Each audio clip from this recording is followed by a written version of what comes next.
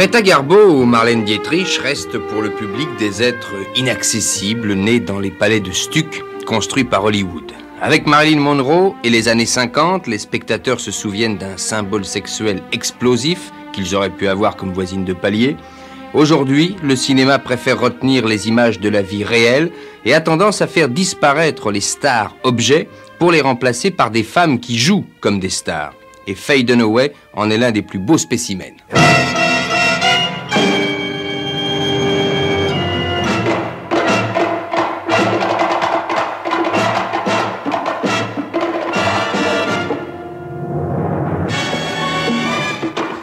Faye Dunaway.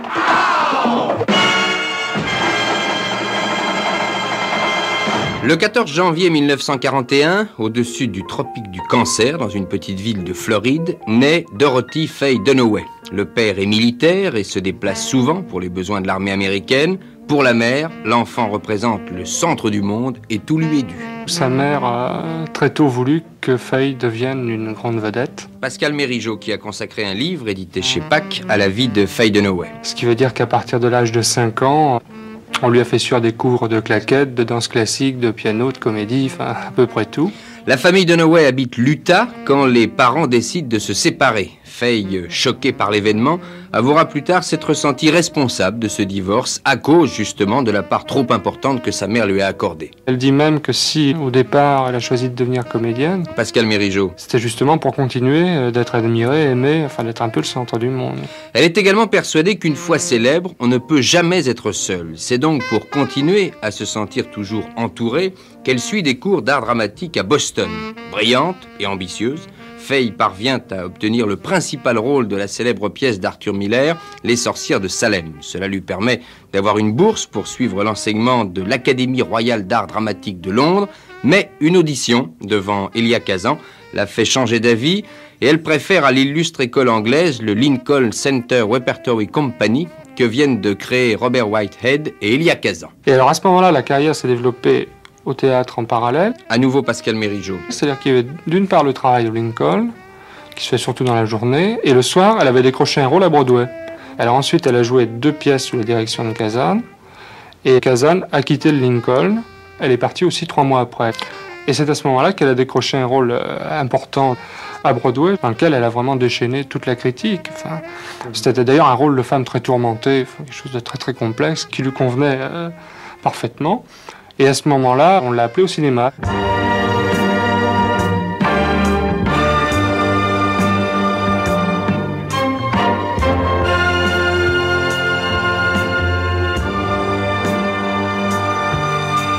Elle tourne son premier film, Les Détraqués, d'Elliot Silverstein. Le metteur en scène exige qu'elle devienne blonde, ce qui pose à Faye Dunaway le problème psychologique de s'accepter dans un physique inhabituel.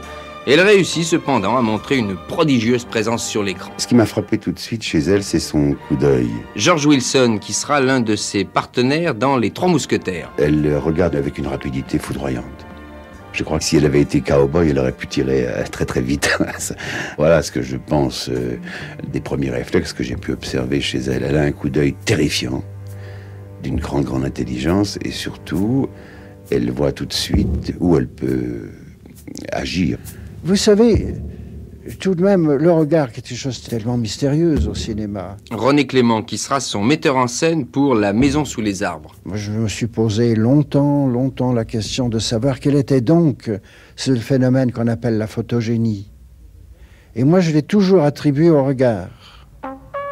Il est des êtres qui, à l'écran, sont transparents. Quand ils passent devant un décor, on voit le décor. Ils n'ont pas de chance. Ceux-là ne pourront jamais s'exprimer au cinéma. J'ai pensé que la puissance du regard, l'émanation du regard, était une des raisons de la photogénie. Et quand on parle de photogénie, on peut vraiment dire que Faye Dunaway est profondément photogénique.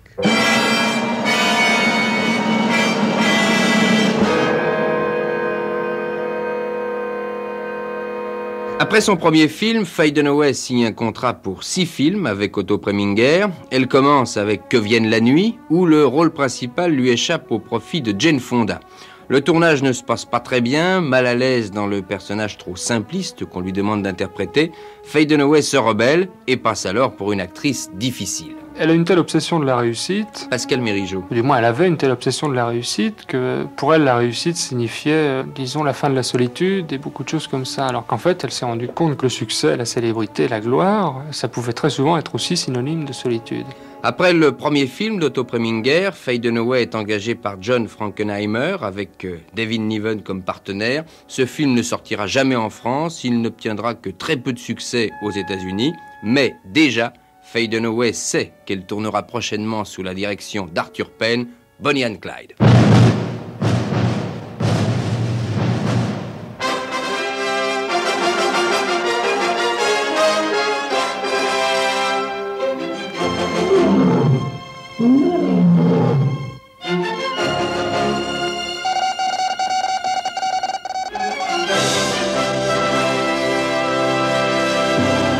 Le 23 mai 1934, près d'Arcadia, en Louisiane, la police abat dans une embuscade un couple de jeunes gangsters, Bonnie Parker et Clyde Barrow.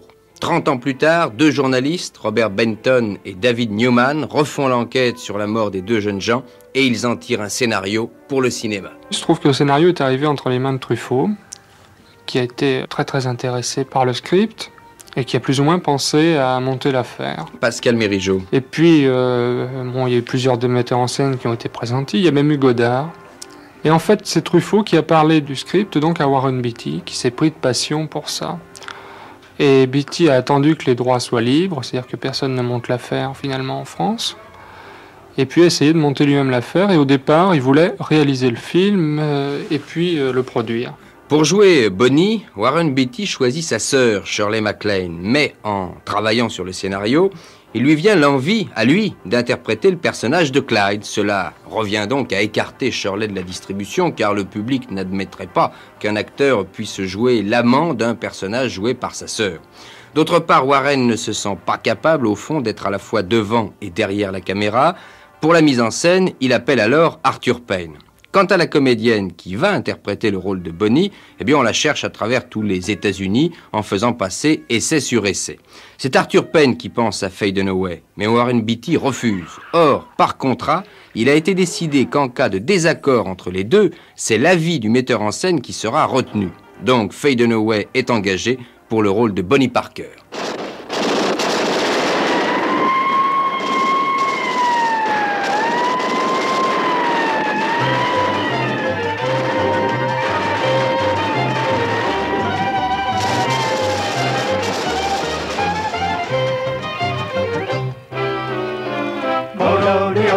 Have you heard of Bonnie and Clyde?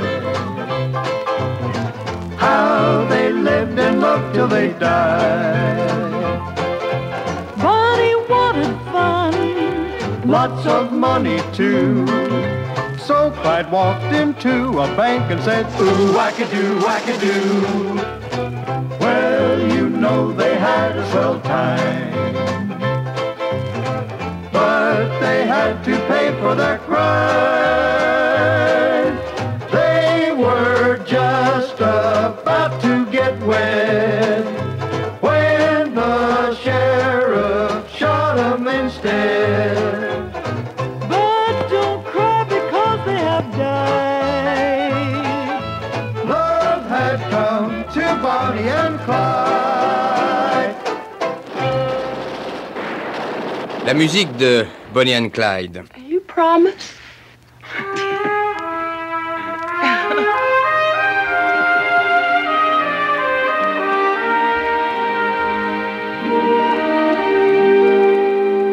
Le film a été vraiment un véritable événement. Pascal Mérigeau. Il s'est passé beaucoup de choses. D'une part, le film a d'abord été montré en festival à Montréal. Et là, il y a eu vraiment deux clans d'irréductibles. D'une part, il y a eu la critique américaine qui a trouvé ça tout simplement complètement nul. Et d'autre part, il y avait quelques critiques français qui ont trouvé ça formidable. Et donc le film, personne en fait n'y croyait. Enfin, je veux dire, Warren Beatty, en montant l'affaire, s'est vraiment battu avec tous les magnats de la production américaine qui n'en voulaient pas, qui sont allés jusqu'à lui laisser un pourcentage très important des recettes, ce qu'ils ont bien regretté par la suite d'ailleurs. Dès qu'il sort à New York, le film attire le public, Bonnie and Clyde devient un grand succès et immédiatement les deux personnages de Bonnie et de Clyde sont les nouveaux héros que l'on retrouve reproduits partout, affiches, objets, etc. Et à ce moment-là, bon, il y a eu effectivement une mode. Pascal Mérigeau. Ça a été en fait un des premiers films vraiment rétro, je veux dire, parce qu'on a lancé les bérets à la Bonnie, on a lancé les costumes à la Clyde, les chapeaux, etc. Et donc en France, on attendait le phénomène Bonnie and Clyde.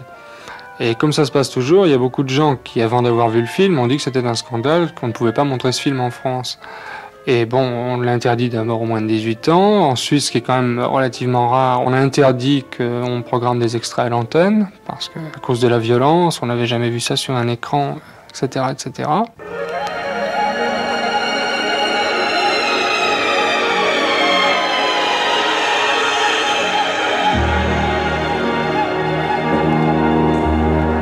Pour Faye Dunaway, le film est la chance de devenir du jour au lendemain une vedette internationale. Le rôle de Bonnie lui permet d'avoir droit à une nomination à l'Oscar, ce qui est extraordinaire si l'on pense que Bonnie and Clyde n'est jamais que le 3e film de sa carrière. Immédiatement, tous les journalistes se précipitent sur ce qui lui reste de vie privée et publient dans les magazines les noms de ses amants, son régime alimentaire, la décoration de son appartement en velours froissé et feuilles d'argent. On précise même que Faye a une 50aine de bagues, qu'elle porte 5 par 5 et qu'elle vient de se faire confectionner un cure-dent en or par un grand bijoutier. Elle a vraiment joué le jeu à ce moment-là. Pascal Mérigeau. Jouer le jeu des photos de mode, etc., etc. D'autant plus qu'on pouvait la faire poser dans le costume de Bonnie. Bon, c'était vraiment l'idéal pour lancer une star. Donc il y a eu ce petit jeu, et puis finalement, je pense qu'elle a compris qu'elle allait s'y brûler les ailes. Dans la mesure où elle est quand même une comédienne exigeante, elle ne pouvait pas se contenter d'être une potiche dans un film, c'est-à-dire quelqu'un qu'on montre bon, parce qu'elle est belle et parce qu'elle a de belles robes. Pour son premier film de star, les producteurs lui offrent Steve McQueen comme partenaire. Ensemble, ils tournent l'affaire Thomas Crown. Thomas Crown est milliardaire, ses affaires marchent très bien et il possède le plus beau building de Boston. Mais Crown, joué donc par Steve McQueen, prend un malin plaisir à organiser des hold-up. Il fait voler par exemple plus de 2 millions de dollars dans la banque qui se trouve juste en face de chez lui. Un détective est chargé de l'affaire, c'est Vicky Anderson, dont le rôle est tenu par Faye Dunaway. Très vite, la partie de gendarme et de voleur se transforme en histoire d'amour entre deux stars. Chronomètre en main, les journalistes affirment même qu'ils échangent le plus long baiser de l'histoire du cinéma.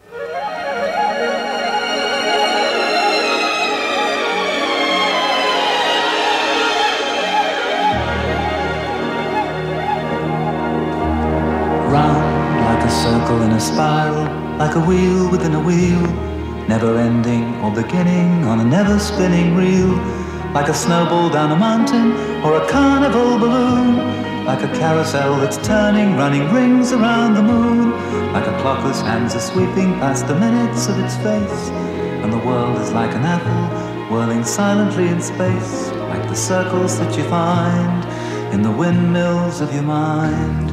Like a tunnel that you follow to a tunnel of its own, down a hollow to a cavern where the sun has never shone.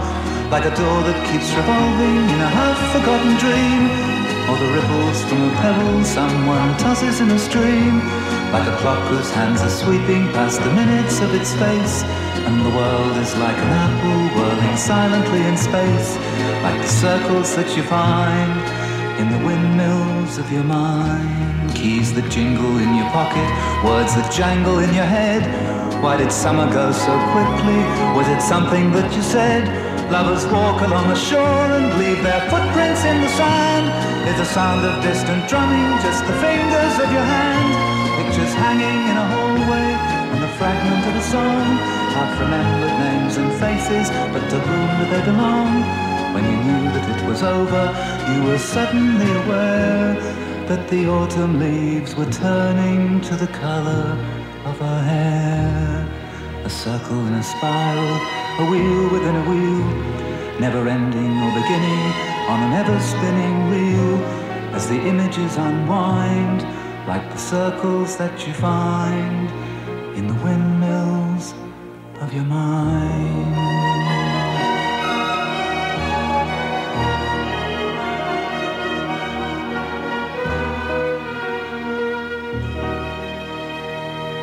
C'est Noël Harrison qui chantait la chanson du film L'affaire Thomas Crown et la musique qui est signée Michel Legrand.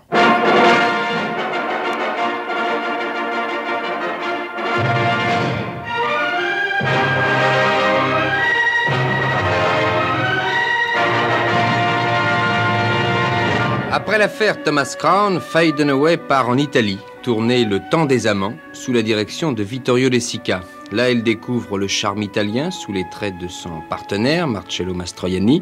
Ils s'entendent bien, voire même très bien, puisque même après la fin du tournage du film, on les voit prolonger la vie de leurs personnages, Julia et Valerio, deux amants que la vie voudrait séparer et qui continuent à s'aimer malgré tout.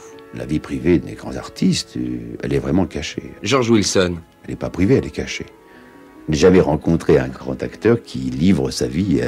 Bon, il y a des plages secrètes. Bon, on ne sait pas. Brusquement, quelqu'un part 3 jours, et puis voilà, au moment où on s'y attend le moins, et puis on ne sait pas, on ne pose pas de questions. C'est 3 jours sacrés qui sont réservés à quelque chose d'autre.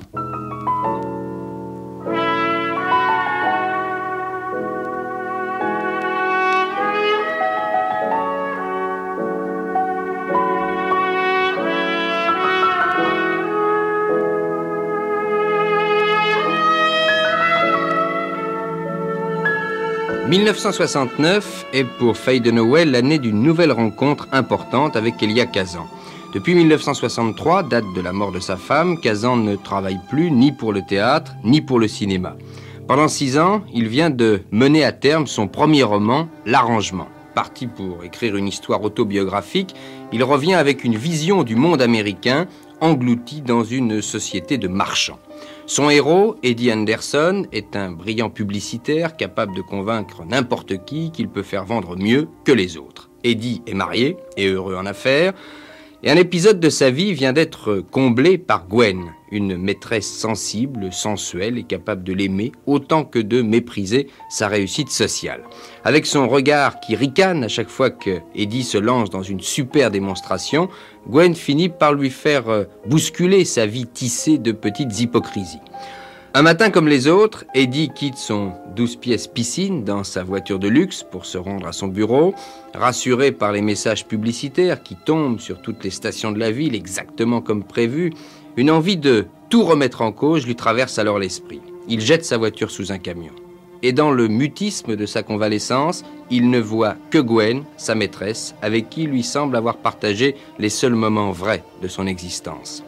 Au moment de tourner le scénario de L'Arrangement, Elia Kazan demande à Marlon Brando d'être Eddie, mais trop occupé avec la cause des Noirs, il refuse. Kirk Douglas prend le personnage. Quant au rôle de Gwen, si important dans le récit, il n'hésite pas à retenir l'intensité et la féminité de Faye Dunaway. Il y a une richesse folle derrière ce regard. René Clément, l'un de ses metteurs en scène. Elle semble exprimer des tas de choses que l'on ressent confusément, tout à fait en arrière-plan. Elle est profondément féminine. Elle enveloppe, elle est femme, elle est la femme. Elle est très très professionnelle et elle fait, si vous voulez, à longueur de journée, une démonstration de son talent et de la façon dont elle travaille. Monsieur Cassati, le directeur de production de la Maison sous les arbres, se souvient d'une anecdote. Il y avait une scène où elle devait pleurer parce qu'on lui avait enlevé son fils, donc c'était une scène d'émotion. Et elle n'a pas eu besoin de s'exiler pour faire monter son émotion personnelle de façon à pouvoir la rendre au moment de la prise. Elle a joué sa scène avec beaucoup de force et de densité. Et dès que René Clément a dit couper, enfin arrêter la scène, elle s'est tournée vers lui comme si rien ne s'était passé pour demander si ça allait, sur le même ton que leur ait demandé un café.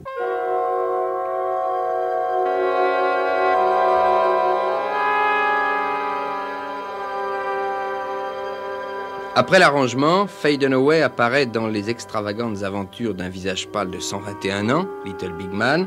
Dustin Hoffman est le grand petit homme et Faye Dunaway interprète le rôle de Louise Pendrake, tour à tour femme d'ecclésiastique et prostituée. Son talent à elle est un talent de sportive, de gymnaste, de fabricante, plutôt qu'un talent de grande créatrice, même si elle est capable d'émotion quand elle joue. Denis Amar, assistant de René Clément dans La Maison sous les arbres. Mais la marque qu'elle imprime sur le public ne vient pas fondamentalement de l'instinct, comme Brando, Newman, comme Marilyn Monroe, comme Liz Taylor, comme des gens comme ça.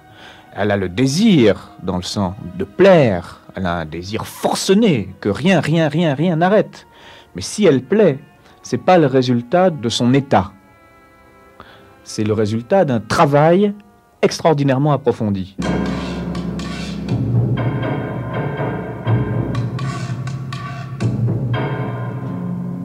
En 1970, elle quitte Arthur Penn, le réalisateur de Little Big Man, pour faire le portrait d'une enfant déchue avec Jerry Schatzberg, un jeune photographe qui a été autrefois son fiancé. Le tournage se passe à New York et pour cette affaire, Faye a accepté de travailler en participation, c'est-à-dire d'être lié aux recettes du film plutôt que de recevoir un cachet. L'idée du portrait d'une enfant déchue vient de Schatzberg, qui a interviewé un mannequin de mode célèbre, complètement déséquilibré à force de se sentir coupé du monde par le regard des autres qui ne se posent sur elle que pour la voir belle. À ce moment de sa carrière, Faye Dunaway est proche du personnage. Par sa volonté étonnante, elle vient de gravir en quelques films presque tous les échelons du Star System, et ce film lui apporte alors l'occasion de se remettre en question. Portrait d'une enfant déchue sera considéré par les critiques européens comme un très bon film. En revanche, aux États-Unis, tout le monde se demande pourquoi Faye Dunaway a voulu interpréter l'héroïne de ce film.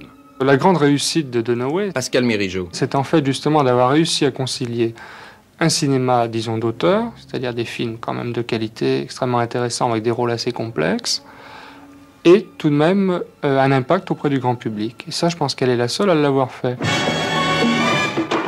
Faye Dunaway.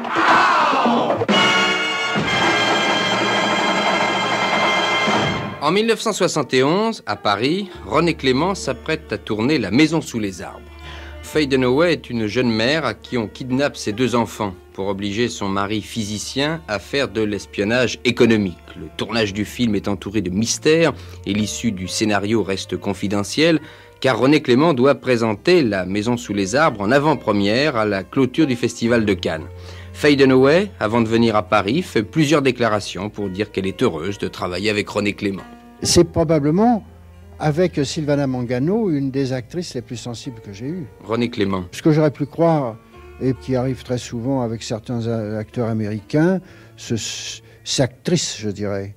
C'est cette manie d'être insupportable sur les plateaux, l'exigence technique, l'exigence du confort, le confort physique, des horaires aménagés, des exigences de vedette.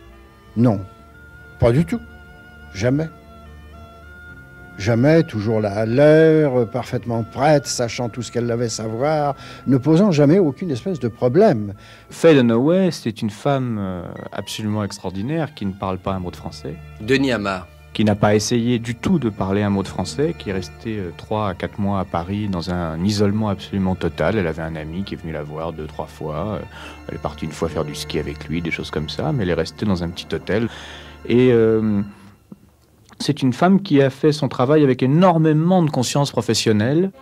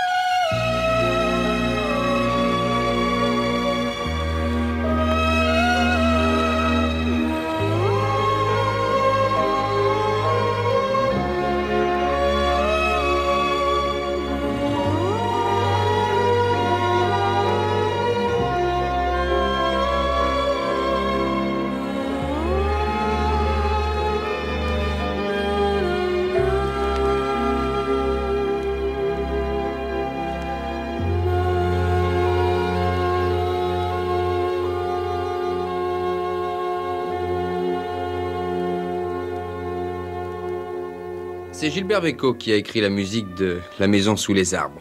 Cette année-là, en 1971, rien ne marche pour Faye Dunaway. Tous ses films sont des échecs commerciaux et la belle lancée que lui a apportée Bonnie and Clyde ne suffit plus. Elle pense alors produire elle-même ses films avec de jeunes auteurs new-yorkais. Elle refuse de n'apparaître sur un écran que dans des rôles froids, distingués, comme sur un magazine de luxe en papier glacé. C'est pourquoi Faye accepte le western que lui propose Stanley Kramer, L'or noir de l'Oklahoma. Puis Richard Lester l'appelle, il met en scène un film à grand spectacle, Les Trois Mousquetaires. Faye Dunaway est pressentie pour jouer le rôle de Milady. Autour d'elle, les acteurs ont des noms prestigieux, Raquel Welch, Michael York, Oliver Reed, Charlton Heston, Christopher Lee, Geraldine Chaplin.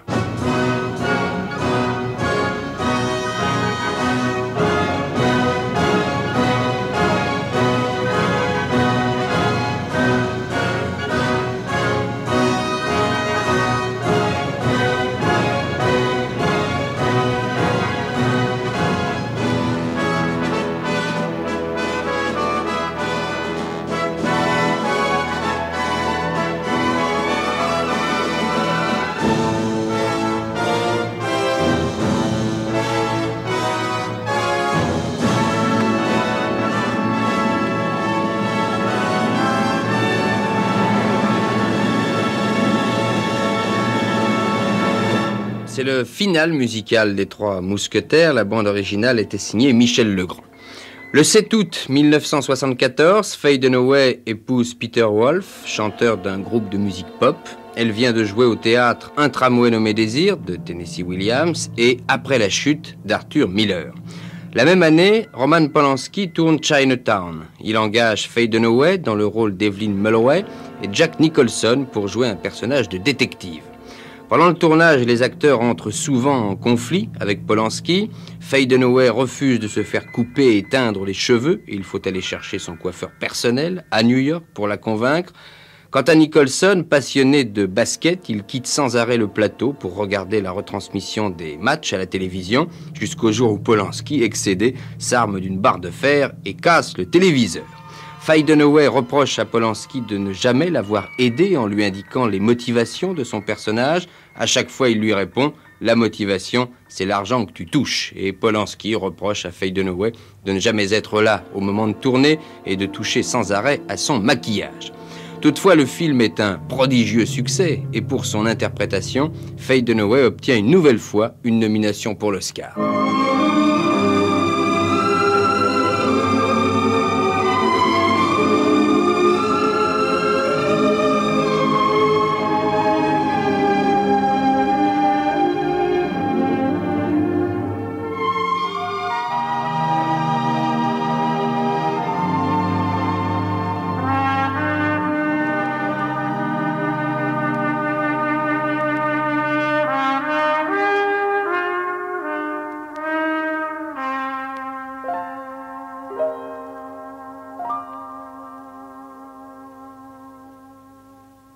La musique de Chinatown, composée par Terry Goldsmith. Pour Faye Dunaway, le film apporte autant que Bonnie and Clyde et les producteurs sont alors tout à fait prêts à l'engager comme vedette dans les superproductions.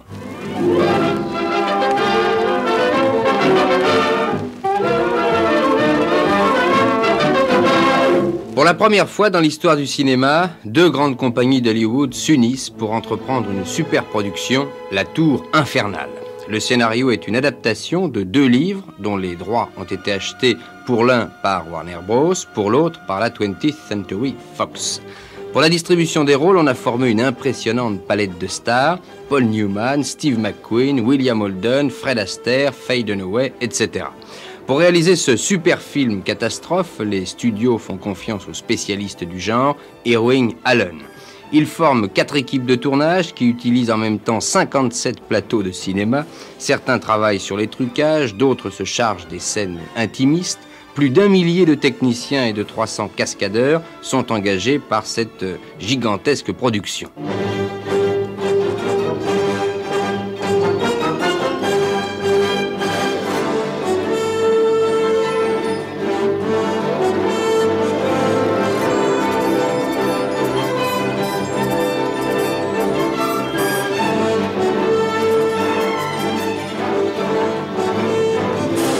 Pour la scène finale, lorsque Paul Newman et Steve McQueen décident de faire sauter les réservoirs d'eau situés au sommet de la tour pour éteindre le feu, 3 millions de litres d'eau submergent le décor qui a été surélevé de 2 mètres pour permettre l'écoulement.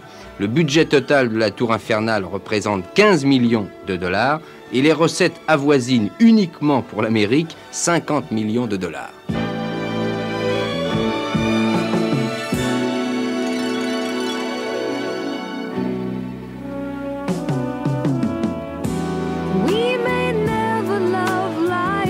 Again, don't stop the flow. We can't let go.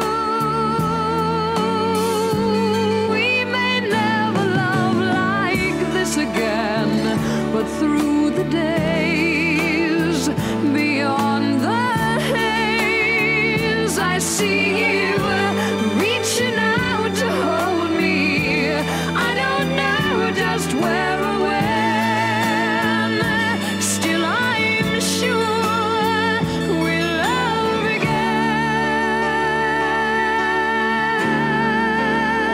We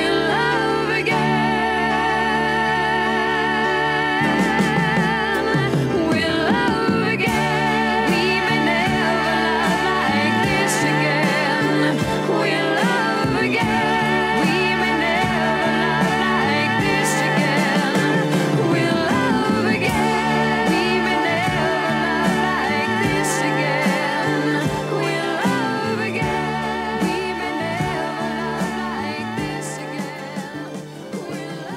May Never Love Like This Again, une chanson interprétée par Maureen McGovern et tirée de la bande originale du film La Tour Infernale. Après La Tour Infernale, Faye Dunaway devient la compagne de Robert Redford dans Les 3 jours du Condor. Le Condor, c'est le nom de code de Tou Turner, un agent de la CIA, dont le rôle est de lire et d'analyser des romans d'espionnage pour découvrir les éventuels messages clandestins qu'ils pourraient cacher. Turner, interprété par Robert Redford, retrouve, en rentrant un jour dans son bureau, tous ses collègues assassinés. Et lui doit la vie au hasard d'être sorti au moment de la tuerie. Cherchant à contacter ses chefs, il est à son tour victime d'un piège qui manque de lui coûter la vie. Et Turner comprend qu'il s'agit d'un règlement de compte entre différents services de la CIA et il se réfugie chez une femme qu'il prend en otage. Faye Dunaway est Cathy, la prisonnière de Robert Redford. Sidney Pollack réalise le film et dans Les 3 jours du Condor, il tire de Faye Dunaway toutes les possibilités de se composer un visage tour à tour envahi par la terreur pour elle-même, l'angoisse pour l'autre, le doute sur les apparences et la passion qui naît de l'insécurité.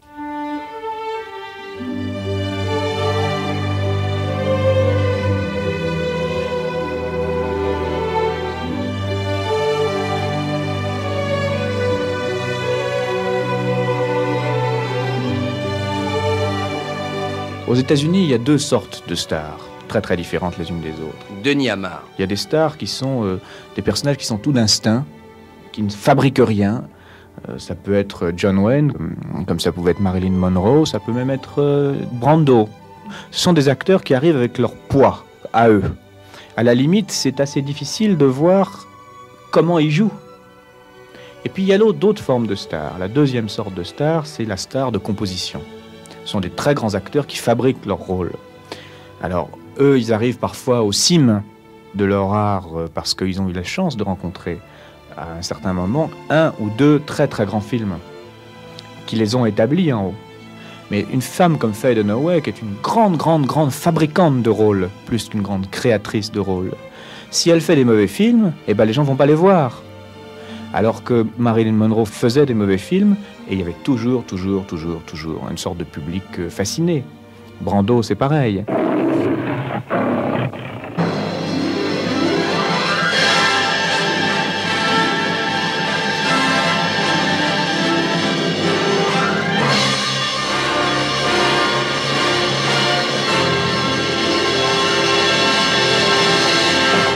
Après son rôle à côté de Robert Redford dans Les 3 jours du Condor, Faye Dunaway devient la partenaire de Bette Davis dans une production pour la télévision. Puis, en 1976, elle tourne Network. Il s'agit de raconter l'histoire du premier homme assassiné à la suite d'une baisse d'indices d'écoute. Network signifie aux États-Unis un réseau de chaînes de télévision ou de radio. Pour déterminer le coût des messages publicitaires sur l'antenne, en Amérique comme ailleurs, on procède à des sondages. Une partie du public est directement interrogée par des enquêteurs pour évaluer le nombre de téléspectateurs ou d'auditeurs à l'écoute de telle ou telle station ou de telle ou telle émission.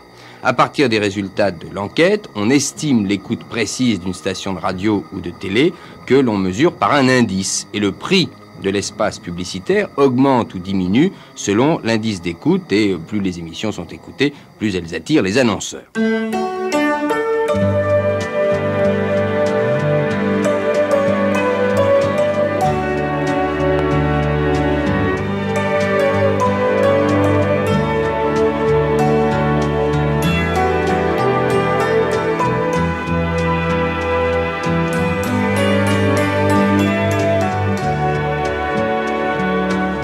Howard Beale est célèbre pour être depuis longtemps l'un des meilleurs présentateurs du journal télévisé de l'UBS TV. Mais en 1973, sa femme meurt et cela provoque chez lui une grave dépression nerveuse. L'indice d'écoute de son émission tombe et son ami Max Schoenecker, directeur de l'information, est obligé de lui demander de partir. Le lendemain, Howard, au cours de son journal, son dernier journal télévisé, annonce à des millions de téléspectateurs son intention de se suicider en direct sur l'antenne. L'événement est tel qu'immédiatement on constate un regain extraordinaire de l'écoute. Et Diana Christensen, interprétée par Faye Dunaway, comprend immédiatement la portée d'un tel personnage sur le public. Alors elle exploite l'affaire sur l'antenne et les jours suivants, le journal d'Howard devient un super show. UBS TV est en passe de devenir le premier network des États-Unis, jusqu'au jour où, sous l'influence de Jason, l'un des patrons de la chaîne, le discours d'Howard change de ton.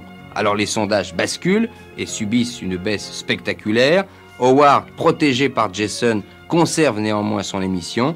Pour Diana, il n'y a plus qu'une seule solution, organiser en direct sur l'antenne l'assassinat d'Howard.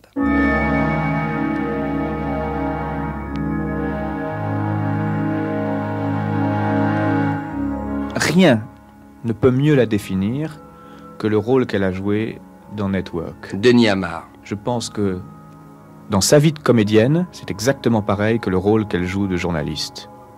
Quand cette scène extraordinaire où elle fait l'amour à cheval sur le mec et où elle parle de son boulot uniquement en parlant des sondages, je pense que si elle le fait d'une manière aussi extraordinairement juste, c'est parce qu'elle n'a pas dû aller chercher très très loin en elle, cette sensibilité-là. Ça n'a rien de critique ce que je dis. Elle est comme ces très très grands acteurs américains, comme il y en a peu en Europe en général, il y a surtout ça aux États-Unis, qui consacrent les 100% de leur existence, de leurs sensations, de leurs idées à leur travail. Pour son rôle dans Network, Faye Dunaway reçoit le 28 mars 1977 l'Oscar de la meilleure interprète féminine de l'année. Elle tourne ensuite Le Voyage des damnés en Angleterre et en 1978 on la voit dans un nouveau film, Les yeux de Laura Mars, où elle interprète le rôle d'une grande photographe de mode qui a la particularité de voir à distance les meurtres de ses amis au moment même où ils se commettent.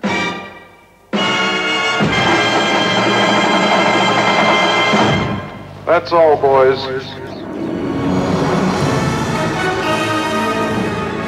Vous venez d'écouter Destins extraordinaires, un podcast issu des archives d'Europe 1. Réalisation, Julien Tarot. Production, Raphaël Mariat. Patrimoine sonore, Sylvain Denis, Laetitia Casanova, Antoine Reclus. Destins extraordinaires est disponible sur le site et l'appli Europe 1. Écoutez aussi l'épisode suivant en vous abonnant gratuitement sur votre plateforme d'écoute.